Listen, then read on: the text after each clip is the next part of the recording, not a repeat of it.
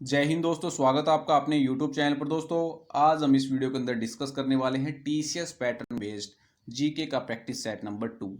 कल हमने डिस्कस किया था प्रैक्टिस सेट नंबर 1। अगर आपने वो वीडियो नहीं देखा है तो उसका लिंक आपको दिया गया है डिस्क्रिप्शन बॉक्स में। दोस्तों आज के लिए हम माफ़ी चाहते हैं। आज वाला हमारे प्रैक्टिस सेट हिंदी मीडियम में रहने वाला है। कल से आपको बाईलैंग्वेज प्रैक्टिस सेट मिलने वाले हैं और ये वीडियोज़ जीके की डेली अपलोड की जाएंगी, तो आप इन वीडियोज़ को रेगुलरली फॉलो कीजिएगा ताकि आप DTPSB के एग्जाम में जीके में अच्छा स्कोर कर पाएं। दोस्तों इन वीडियोस के अंदर हम प्रीवियस ईयर के क्वेश्चन भी डिस्कस करने वाले हैं और साथ साथ कुछ न्यू क्वेश्चंस, अच्छे लेवल के क्वेश्चंस भी हम डिस्कस करेंगे जो कि आपके लिए हेल्पफुल रहेंगे DTPSB के एग्जाम में। तो चलिए वीडियो करते हैं स्टार्ट। क्वेश्चन नंबर फर्स्ट है आपका, सोमपुरी विश्वविद्यालय की स्थापना किसने की थी? तो ये की थी पालवंशी शासक धर्मपाल ने। Option C is the right one. दोस्तों आपको अपने मार्क्स हमें कमेंट बॉक्स में कमेंट करके बताने हैं इस प्रैक्टिस सेट के अंदर आपके कितने मार्क्स आए हैं। ठीक है, नेक्स्ट चलते हैं question number second. Confusing question है, विश्व का सर्वाधिक प्रति व्यक्ति कार्बन डाइऑक्साइड उत्सर्जक देश कौन सा है? तो ये है कतर। अगर आपसे प्रति व्यक्ति कार्बन डाइऑक्साइड उत्सर्जक देश पूछे तो वो है कतर। अगर आपसे अकेला ये पूछे कि विश्व का सबसे बड़ा कार्बन डाइऑक्साइड उत्सर्जक देश कौन सा है तो आएगा आपका चाइना। ठीक है, तो ये थोड़ा सा कंफ्यूजिंग यहाँ पर बन सकता है। नोट्स के अंदर भी डाल रखी यही बातें। कतर दुनिया का प्रति व्यक्ति सबसे बड़ा कार्बन डाइऑक्साइड उत्सर्जक है, हालांकि कुल मिलाकर सबसे बड़ा कार्बन डाइऑक्साइड उत्सर्जक चीन है। ठीक है, तो यहाँ पर आपको कंफ्यूजन हो सकता है, आप याद रखिएगा। नेक्स्ट आता है question number third, Hasan Nizami और फख ए मुदबीर किसके दरबारी कवि थे? तो ये थे कुतुबुद्दीन ऐबक के। Option A is the right answer. Next है क्वेश्चन नंबर फोर, राष्ट्रीय हरित प्राधिकरण एनजीटी के पहले अध्यक्ष कौन थे? तो ये थे justice Lokeshwar Singh. Option B is the right one. और एनजीटी की स्थापना हुई थी आपकी 2010 के अंदर। ये भी काफी बार एग्जाम में पूछा जाता है और इसके पहले अध्यक्ष थे जस्टिस लोकेश्वर सिंह। नेक्स्ट आता है, सुरेंद्रनाथ बैनर्जी के बारे में निम्नलिखित में से कौन सा कथन सही नहीं है? इनमें से आपको एक गलत कथन बताना है। कौन सा इनमें से गलत कथन है? फर्स्ट है आपका, वे इंडियन नेशनल एसोसिएशन के सह संस्थापक थे। बिल्कुल सही स्टेटमेंट है ये। सेकंड आता है आपका, वे कलकत्ता के रिपन कॉलेज के संस्थापक थे। ये भी आपकी बिल्कुल राइट स्टेटमेंट है। थर्ड आपका, उन्हें राष्ट्रीय चेतना के कॉन्सेप्ट के लिए जाना जाता है। तो ये भी आपका बिल्कुल राइट स्टेटमेंट है। फोर्थ आपका, उन्होंने आनंद मोहन बोस के साथ मिलकर साधारण ब्रह्मो समाज की स्थापना की थी। ये आपका बिल्कुल ही रॉन्ग स्टेटमेंट है। ठीक है, उन्होंने आनंद मोहन बोस के साथ मिलकर इंडियन नेशनल एसोसिएशन की स्थापना की थी। चलिए नोट्स के अंदर देख लेते हैं क्या यहाँ पर दिया गया है। सुरेंद्रनाथ बैनर्जी ने आनंद मोहन बोस के साथ मिलकर इंडियन नेशनल एसोसिएशन की स्थापना की थी। साधारण ब्रह्म समाज की स्थापना आनंद मोहन बोस, शिवनाथ शास्त्री, शिवचंद्र सेन, उमेश चंद्र दत्ता ने की थी। तो ये इंपॉर्टेंट पॉइंट है, इसको आप याद कर लीजिएगा। नेक्स्ट आता है आपका, हर साल रमजान पिछले साल से खालिस्तान होता है। तो ये होता है 11 दिन पहले। Option A is the right answer. Next आता है आपका, रुमटेक मठ कहाँ स्थित है? स्टैटिक का क्वेश्चन है, तो ये है आपका सिक्किम के अंदर। Option C is the right one. दोस्तों वीडियो को आगे स्टार्ट करने से पहले मैं आपको बता देता हूँ, अगर आप DTPSB के 13/20 DTC जूनियर कलर के मॉक टेस्ट बाई करना चाहते हैं, हमने आपके लिए 10 मॉक टेस्ट बना रखे हैं जिसके अंदर हमने TCS के क्वेश्चंस का कंपाइलेशन किया गया है। दोस्तों 2018 से लेके 2021 तक जितने भी एग्जाम हुए हैं TCS के, उनमें से बेस्ट क्वेश्चन निकाल के आपके लिए मॉक टेस्ट बनाए गए हैं। तो अगर आप इंटरेस्टेड हैं तो आप हमें व्हाट्सअप नंबर 9728275755 आपको डिस्क्रिप्शन में मिल जाएगा। व्हाट्सअप पर आप संपर्क कर सकते हैं और चार्जेस रहेगा 100 रुपीज़। जैसे ही आप पेमेंट कर देते हो आपको हमें स्क्रीनशॉट सेंड करना होगा, फिर आपको मॉक टेस्ट की PDF प्रोवाइड करवा दी जाएगी 10 मॉक टेस्ट की। और साथ साथ में आपको इंपॉर्टेंट वोकैब जो अभी तक TCS ने पूछी है वो भी प्रोवाइड करवा दी जाएगी और थोड़ा बहुत आपको जीके का कंटेंट भी प्रोवाइड करवा दिया जाएगा। तो अगर आप इंटरेस्टेड हैं तो आप हमें व्हाट्सएप पर संपर्क कर सकते हैं। नेक्स्ट आता है क्वेश्चन नंबर 8, राजराजेश्वरम मंदिर जो चोल वंश के सर्वश्रेष्ठ राजा राजा राज चोल प्रथम ने 1010 ईस्वी में बनाया था, किस देवता को समर्पित है? तो यह है आपका शिव देवता को समर्पित।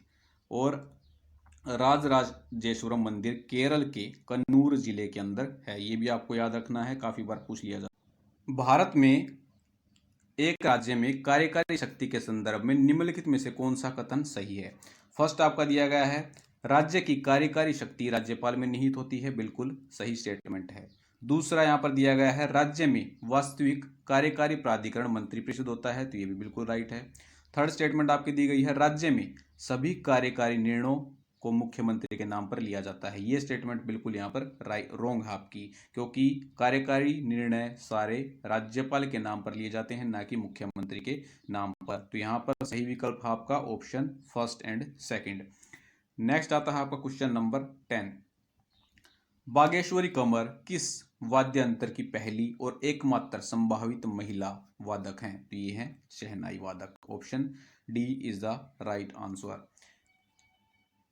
नेक्स्ट आता है क्वेश्चन नंबर 11। क्वेश्चन नंबर 11 देखते हैं क्या दिया गया है। संविधान के निम्नलिखित अनुच्छेदों पर ध्यान दीजिए। फर्स्ट आपका अनुच्छेद 72, राष्ट्रपति की क्षमा शक्ति, बिल्कुल सही है। दूसरा है आपका अनुच्छेद 143, सुप्रीम कोर्ट के सलाहकार क्षेत्राधिकार, ये भी बिल्कुल सही है। तीसरा आपका दिया गया है अनुच्छेद 360, वित्तीय आपातकाल से संबंधित प्रावधान, ये भी आपका बिल्कुल सही है। फोर्थ आपका दिया गया है अनुच्छेद 148 से 151, भारत के अटॉर्नी जनरल की शक्तियां और कार्य, ये आपका बिल्कुल गलत अनुच्छेद दिया हुआ है। अनुच्छेद 148 से 151 आपका भारत के नियंत्रक और महालेखा परीक्षक की शक्तियों के बारे में बताता है। तो यहाँ पर राइट स्टेटमेंट हो जाएगा फर्स्ट, सेकंड एंड थर्ड। ठीक है, नेक्स्ट चलते हैं क्वेश्चन नंबर 12 पर। क्वेश्चन नंबर 12 आपका, काचिन पहाड़ियां भारत की किस देश के साथ सीमा का निर्धारण करती हैं? तो ये भारत की म्यांमार के साथ सीमा का निर्धारण करती हैं। Option B is the right one. और काचिन पहाड़ियां कहां पर हैं? अरुणाचल प्रदेश के अंदर। ठीक है, नेक्स्ट चलते हैं क्वेश्चन नंबर 13 पर। उत्तर पूर्व भारत का प्रसिद्ध ड्री त्योहार किस प्रदेश में मनाया जाता है? तो ये मनाया जाता है आपका अरुणाचल प्रदेश के अंदर। दोस्तों, कभी भी आप टीसीएस के एग्जाम दोगे तो आपको अच्छे लेवल के फेस्टिवल एंड डांस देखने को मिलेंगे, और कम से कम 2 क्वेश्चन टीसीएस डालता है। टीसीएस के फेवरेट होते हैं डांस एंड फेस्टिवल, और अच्छे लेवल के वो क्वेश्चंस होते हैं। दोस्तों, इससे रिलेटेड हमने एक वीडियो भी अपलोड कर रखा है, जिसके अंदर हमने टीसीएस के फेस्टिवल एंड डांस डिस्कस कर रखे हैं। अगर आपने वो वीडियो नहीं देखा है तो आप देख सकते हैं, प्लेलिस्ट में मिल जाएगा।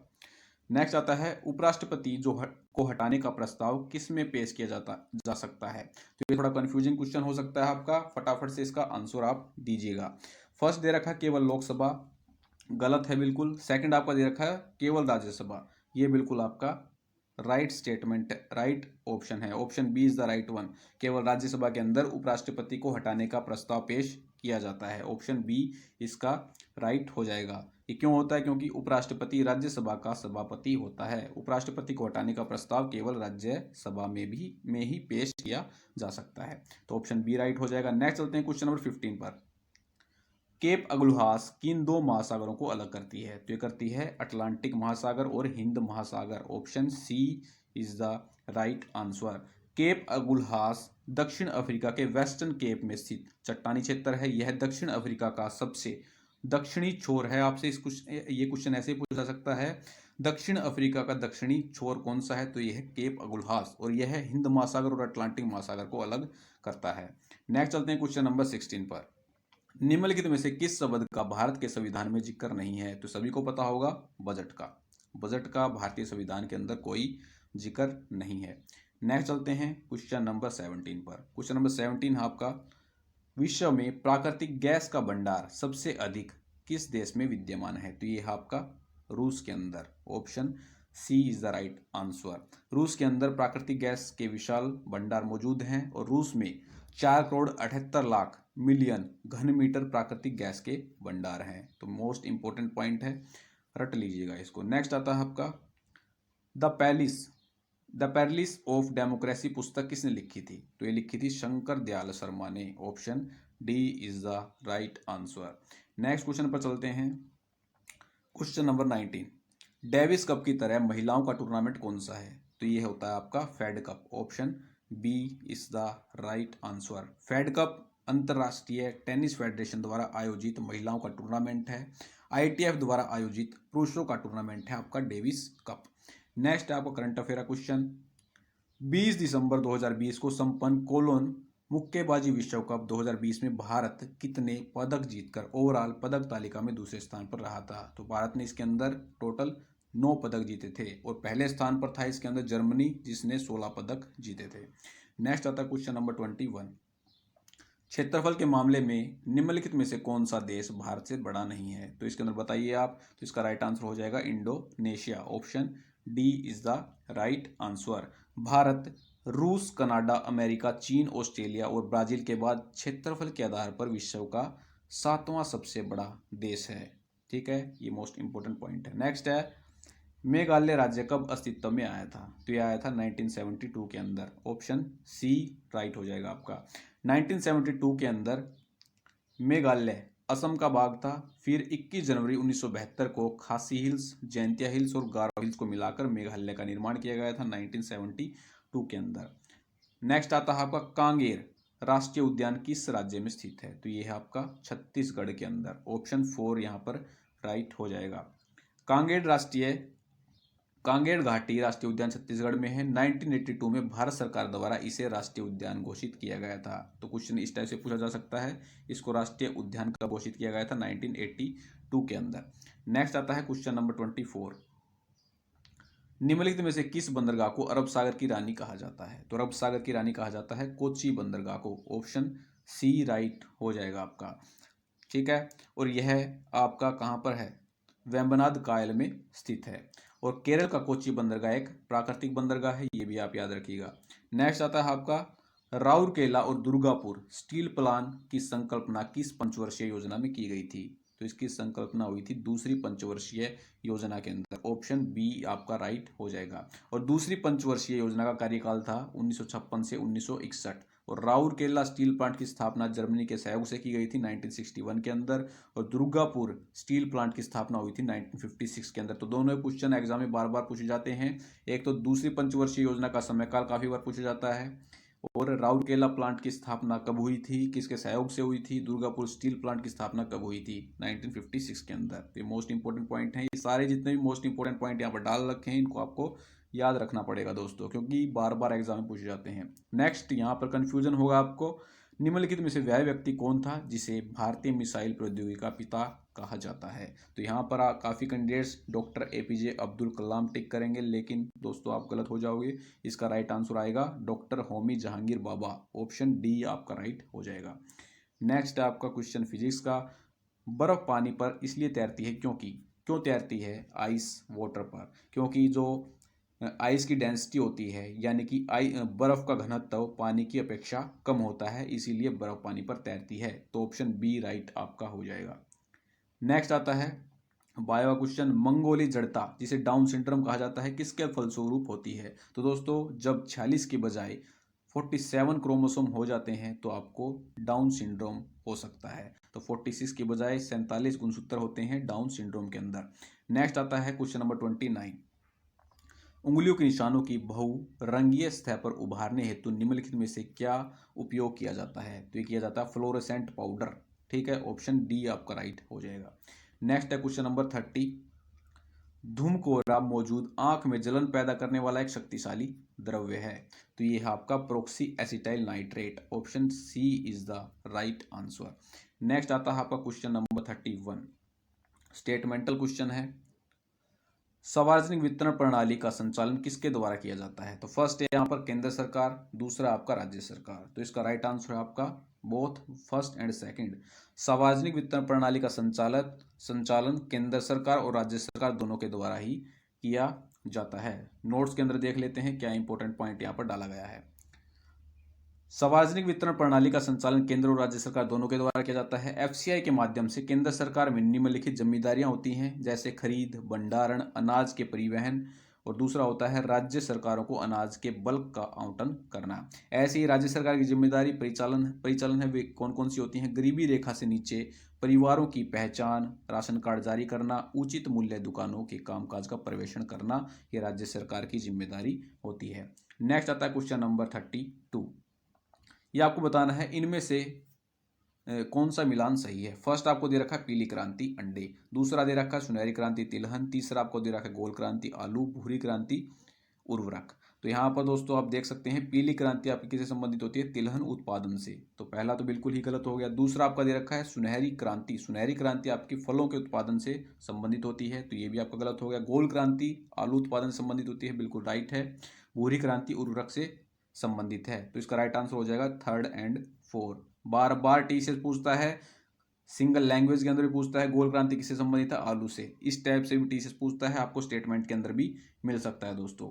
नेक्स्ट चलते हैं क्वेश्चन नंबर 33 पर।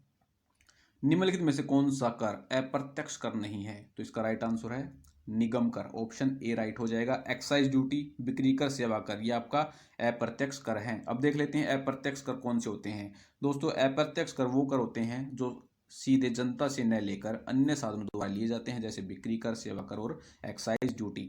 नेक्स्ट चलते हैं क्वेश्चन नंबर 34 पर। राष्ट्रीय गणित दिवस कब मनाया जाता है, तो मनाया जाता है आपका 22 दिसंबर को, ऑप्शन बी आपका राइट हो जाएगा। और यह प्रसिद्ध गणितज्ञ श्रीनिवास रामानुजन के जन्मदिन पर मनाया जाता है। 22 दिसंबर को राष्ट्रीय गणित दिवस मनाया जाता है। नेक्स्ट चलते हैं क्वेश्चन नंबर 35 पर। अप्रैल 2021 में कौन नाडा के नए महानिदेशक नियुक्त हुए हैं, तो ये हुए हैं Siddharth Singh Longjam, option A right हो जाएगा। ठीक है, नाडा की स्थापना 2005 के अंदर हुई थी और इसका मुख्यालय कहाँ पर है, नई दिल्ली के अंदर। Next question number 36। संकोच नदी किन दो राज्यों के बीच सीमा बनाती है, तो ये बनाती है असम और अरुणाचल प्रदेश के अंदर, ऑप्शन बी आपका राइट हो जाएगा। अब नोट्स देख लेते हैं। संकोच नदी उत्तरी भूटान से निकलती है, असम में यह नदी ब्रह्मपुत्र में सम्मिलित होती है, यानी कि असम में यह ब्रह्मपुत्र में मिल जाती है। यह नदी असम और अरुणाचल प्रदेश के बीच में सीमा का निर्धारण करती है। नेक्स्ट चलते हैं क्वेश्चन नंबर 37 पर। 27 मार्च 2021 को के बिरला फाउंडेशन द्वारा 30वां व्यास सम्मान प्रदान किया जाने की घोषणा की, किसको देने की घोषणा की गई है, तो ये करी गई है प्रोफेसर शरद पगारे, ऑप्शन सी राइट हो जाएगा। और ये हिंदी भाषी हैं। नोट्स के अंदर देख लेते हैं। फर्स्ट है आपका, इन्हें यह पुरस्कार उनके उपन्यास पाटलिपुत्र की सम्राज्ञी, क्वेश्चन ऐसे बन सकता है पाटलिपुत्र की सम्राज्ञी उपन्यास किसका है, तो ये आपका शरद पगारे का। सेकंड आपका व्यास सम्मान वर्ष 1991 में के बिरला फाउंडेशन द्वारा स्थापित किए गए थे, ये भी काफी बार पूछा जाता है। थर्ड आपका पॉइंट है पहला व्यास सम्मान डॉक्टर रामविलास शर्मा को उनके उपन्यास भारत की प्राचीन परिवार और हिंदी, यानी कि 3 खंड में प्रकाशित के लिए दिया गया था। ठीक है, तो तीनों पॉइंट मोस्ट इंपॉर्टेंट रहेंगे आपके। नेक्स्ट आता है क्वेश्चन नंबर 38। 24 दिसंबर 2020 को किसने स्वच्छता अभियान मोबाइल ऐप का शुभारंभ किया था, तो ये किया था आपका थावरचंद गहलोत ने, ऑप्शन बी आपका राइट हो जाएगा। नेक्स्ट आता है क्वेश्चन नंबर 39। 2 वर्षीय महात्मा गांधी नेशनल फेलोशिप 2021 से 23 किस मंत्रालय द्वारा शुरू की गई, तो की गई थी कौशल विकास एवं उद्यमिता मंत्रालय, ऑप्शन ए आपका राइट हो जाएगा। Next and the last one question. किस राज्य में देश का सबसे बड़ा तैरता हुआ सौर ऊर्जा संयंत्र स्थापित किया जाएगा, तो किया जाएगा तेलंगाना के अंदर, option C is the right one. तो दोस्तों ये था हमारा जीके का प्रैक्टिस सेट नंबर 2। आपको हमें कमेंट बॉक्स में अपने मार्क्स कमेंट करके बताने हैं। तो आपको वीडियो अच्छा लगे तो वीडियो को लाइक करें, चैनल को सब्सक्राइब करें, दोस्तों के साथ शेयर करना न भूलें। मिलते हैं कल जीके का प्रैक्टिस सेट नंबर 3 के साथ। जय हिंद, जय भारत।